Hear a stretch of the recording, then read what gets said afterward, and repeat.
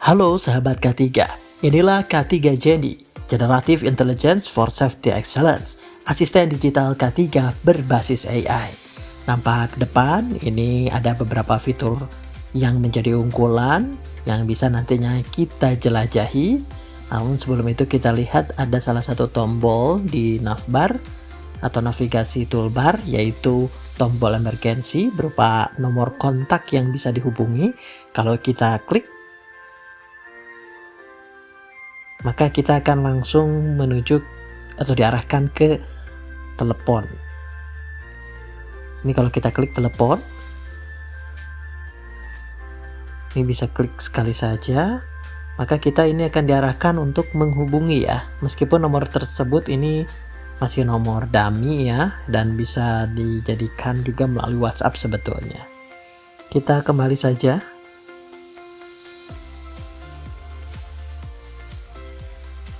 Ini ada tanya Jenny yang kalau kita klik, nah ini akan diarahkan langsung menuju ke Jenny Answer System, konsultasi K3 24 jam per hari.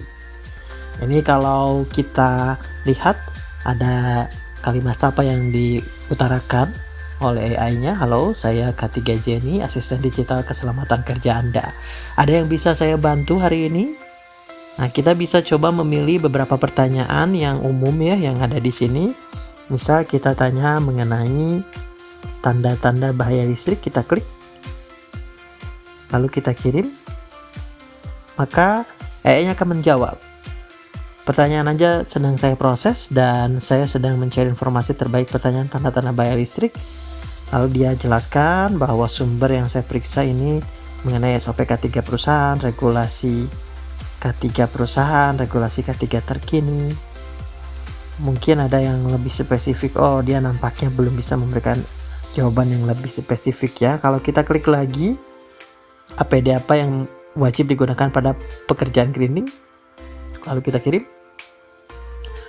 Nah, dia memberikan jawaban ya, bahwa APD wajib untuk pekerjaan grinding itu adalah pelindung wajah, safety glasses dengan safety face shield untuk percikan besar, welding helmet.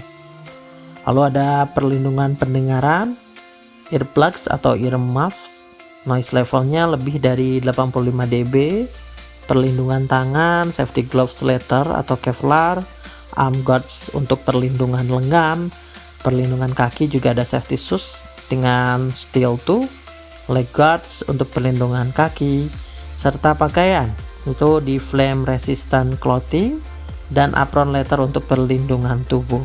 Catatan penting, pastikan APD dalam kondisi baik, gunakan dust extraction system, pastikan area kerja terang dan berventilasi baik.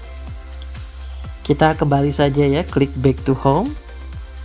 Nah, tadi kita sudah menggunakan secara langsung dua fitur dari Jenny Answer System ya. Kita lewati dan kita coba ke fitur lainnya, yaitu micro learning capsule. Kalau kita klik launch module, maka ini kita akan diarahkan menuju ke beberapa modul ya. Di sini ada modul APD dasar, ada ergonomi di tempat kerja, dan K3 listrik. Misal kita coba yang APD dasar, klik start modul. Nah, di sini kita akan mempelajari modulnya ya, berupa artikel yang bisa kita pahami bahwa APD adalah alat pelindung diri yang merupakan peralatan yang dirancang untuk melindungi pekerja dari resiko cedera dan penyakit akibat kerja. Jenis-jenis APD ada perlindungan kepala, mulai dari safety helmet, melindungi dari benturan benda jatuh, ada bump cap untuk area dengan resiko benturan rendah. Lalu ada juga perlindungan mata, ada dari safety glasses-nya untuk melindungi dari debu dan partikel, ada dari goggles-nya untuk perlindungan penuh dari cairan kimia, serta ada face shield untuk percikan besar dan panas. Selanjutnya perlindungan pendengaran, ini mulai dari earplugs untuk noise tingkat rendah hingga sedang, ada earmuffs untuk noise tingkat tinggi. Ada juga perlindungan pernapasan, yaitu dengan dust mask untuk partikel debu, ada juga respirator untuk uap kimia dan gas berbahaya. Selanjutnya perlindungan kaki.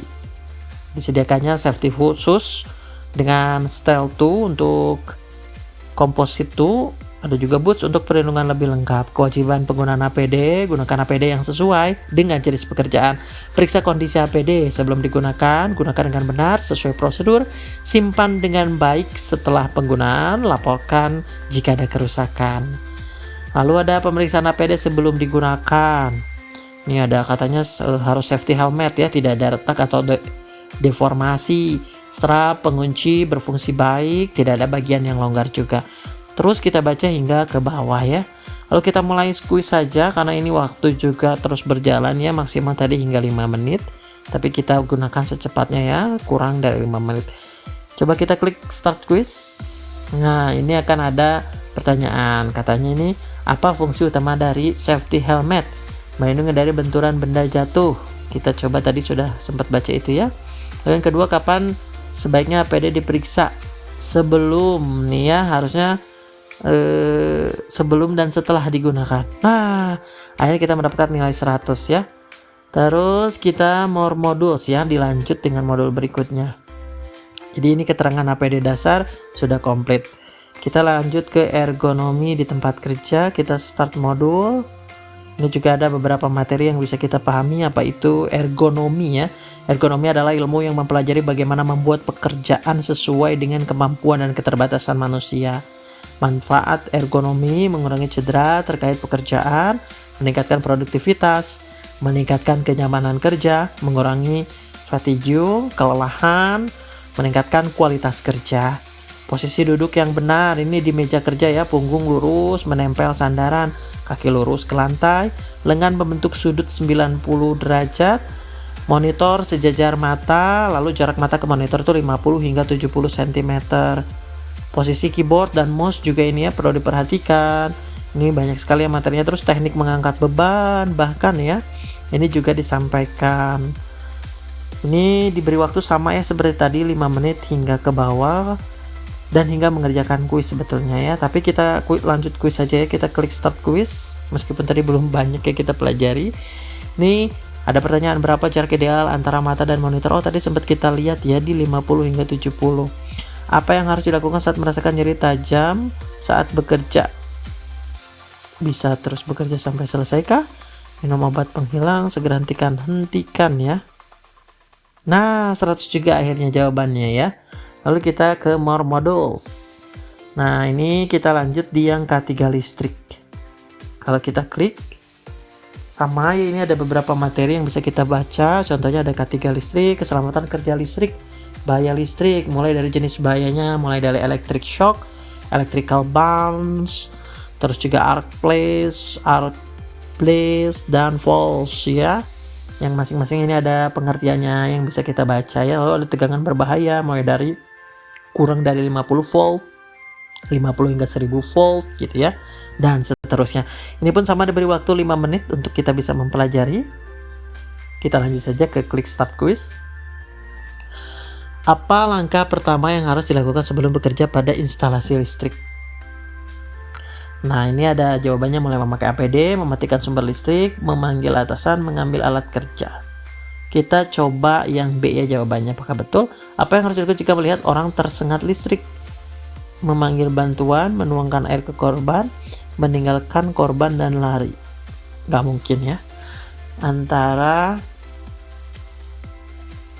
kita langsung menarik korban ya. Coba kita klik. 50 ternyata, mungkin ada yang keliru ya. Tadi jawabannya apakah yang nomor 1 atau yang nomor 2. Lalu kita ke more modules. Nah, ini selesai ya, baru ada 3 modul sementara. Kita klik kembali saja. Kalau kita kembali, ada juga ini kita ke fitur selanjutnya yaitu behavior coach. Kalau kita klik, nah ini di behavior coach ini merupakan performance course ya, mulai dari safety awareness, risk assessment, PPA compliance, terus juga ada emergency response, housekeeping, dan communication. Ini yang berfungsi tombol adalah yang available challenge.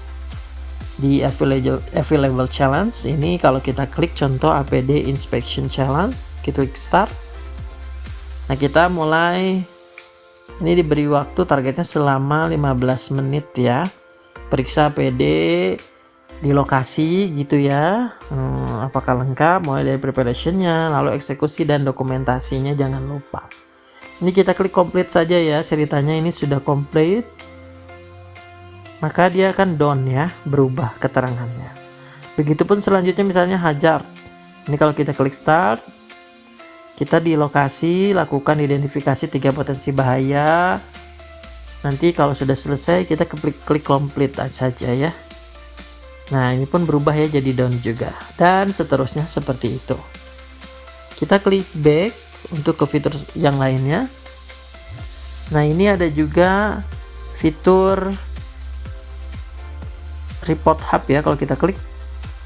Nah ini kita bisa memberikan laporan kecelakaan ya, ataupun potensi kecelakaan yang memang akan terjadi. Misal contoh kita mengenai noise. Contoh kita beri judul ya, suara keras ya. Lalu kita bilang ini contohnya di gudang utama aja ya. Lokasinya, deskripsinya, dentuman suara yang tinggi, gitu aja ya. Ini kalau kita mau tambahkan foto bisa, contoh kita foto apa saja ya, karena kebetulan saya tidak ada sebetulnya ini. Misalnya contoh foto ini saja ya, kita masukkan.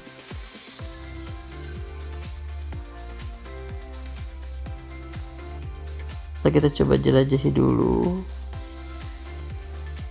Misalnya tadi contoh gambar ini saja. Nah lalu kita klik submit report.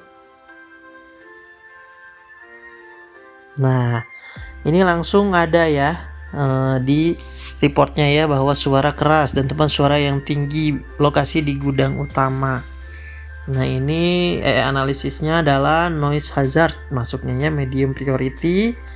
Ini actionnya harus ada mulai dari atau direkomendasikan untuk immediate action, temporary control, dan needed investigation root cause ya. Kalau kita klik view details belum ada ya. Stop progress juga ini masih belum berfungsi. Jadi ini beberapa ya report yang bisa kita lakukan langsung di K3Genie ini. Kita kembali saja ya. Tapi ini kita bisa lihat dulu ya, bahwa tadi misalnya berubah sebelumnya, saat ini jadi reportnya atau laporannya bertambah ya. Tadi yang sebelumnya hanya beberapa gitu ya, kalau sekarang sudah bertambah. Ini yang in progress jadi ada 1, tadi sebelumnya 0 ya, seperti itu. Kita kembali, lalu kita akan menuju ke fitur selanjutnya, yaitu emergency mode. Kalau kita klik launch mode, nah di sini ada beberapa kontak yang bisa langsung dihubungi ya oleh kita jika kita mengalami kesulitan ya di lokasi.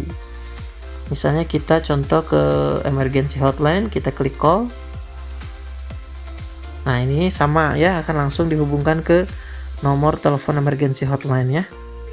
Kita klik ini saja ya. Lalu safety officer juga sama, dia akan langsung mengarah ya ke nomor yang akan diarahkan. Contoh kita klik sekali ini saja, coba. Nah ini masih nomor dubbing ini juga ya, belum nomor sesungguhnya ya. Kita klik kembali saja. Lalu ada juga quick action. Nah ini langsung ke nomor pada umumnya ya, misal medical itu langsung ke 118. Kita klik sekali ini saja. Ini kan gratis ya, kalau kita ingin langsung telepon, klik telepon saja ya. Kita kembali lagi. Begitupun dengan pemadam kebakaran, ini juga sudah ada ya. Sedangkan untuk kit location, kalau kita klik ini, Genie akan menggunakan lokasi perangkat ya, izinkan saat mengunjungi situs. Coba. Untuk saat ini memang masih belum bisa ya.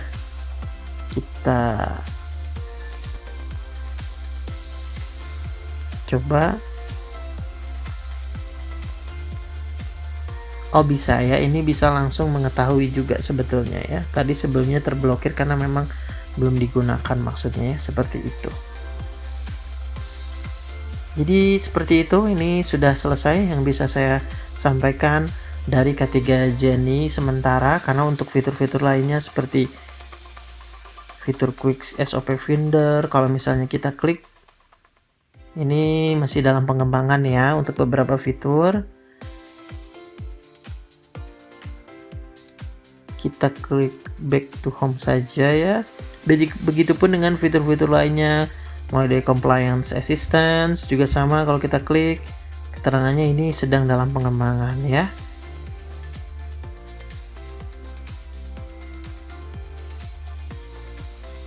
Mari gunakan K3 Genie, Generative Intelligence for Safety and Excellence, mengabulkan kebutuhan pekerja dalam memahami, menerapkan, dan melaporkan keselamatan kerja secara cepat, tepat, dan adaptif.